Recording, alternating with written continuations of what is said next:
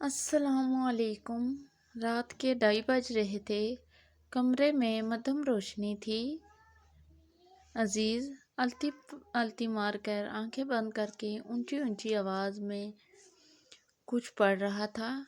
अचानक इस कमरे का दरवाज़ा खुला।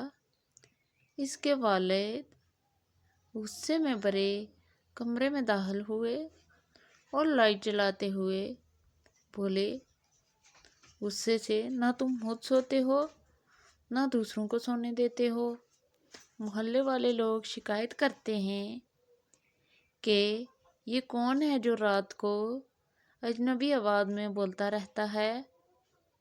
आखिर आमिल बनने का भूत तुम्हारे सर से कब उतरेगा? अब्बा जी, लोगों की ये मजाल कि मेरे मुतल्लिक बातें करें, मैं उनके मुंह बंद कर दूंगा। अजीज आंखें निकालते हुए बोला।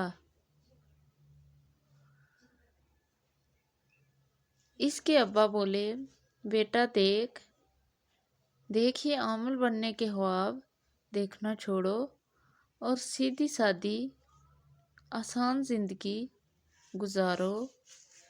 वो बोला, अब्बा जी, अब तो मंजिल मेरे सामने खड़ी है, बस आखिरी चिल्ला बाकी है।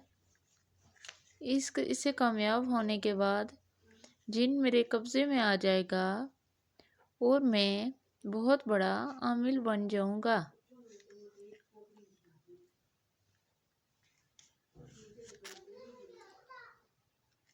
आज चिल्ले की आखिरी रात थी।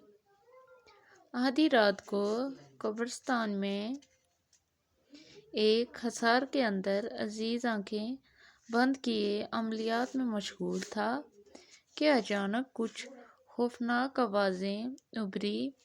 इन आवाज़ों में रफ्ता रफ्ता तेज़ी आ गई, जिससे माहौल मज़ीद खौफनाक हो गया। इन आवाज़ों से इसके बदन में कुछ झुरझुरी सी, मगर इसने आंखें नहीं खोली। आवाज़ें कुछ मध्यम सी होने लगी तो इसने आहिस्ता आहिस्ता आंखें खोली। अचानक दर्जनों की तादाद में खौफनाक शक्लें नमूदार हुई। इसने फौरन अपने खौफ पर काबू पाया। इन शैतानी ताकतों की भरपूर कोशिशें थी कि वो ये अमल मुकम्मल ना कर पाए और डर के भाग जाए, मगर अजीज अपने इरादे का पक्का साबित हुआ। इसे अपने खौफ पर मुकम्मल कंट्रोल हो चुका था। इसके अमलियात में तेज़ी आने लगी। थोड़ी देर तक ये जंग जारी रही और फिर जीता आहर अजीज की हुई। खौफनाक आवाज़ें और शक्लें गायब हो चुकी थी। अचानक इसने देखा कि एक मखलूक हाथ बांधे इसके सामने खड़ी थी। अब दो मखलूक इसकी गुलाम थी। ये देख के इसकी बाछें खिल उठी। इसने अपने अमल की वजह से दरअसल एक जिन को अपने बस में कर लिया था। अब वो इसकी मदद से लोगों के उल्टे सीधे काम आसानी से कर सकता था।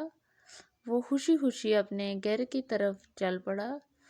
जिन इसके पीछे हाथ बांधे हवा में इसके पीछे चल पड़ा।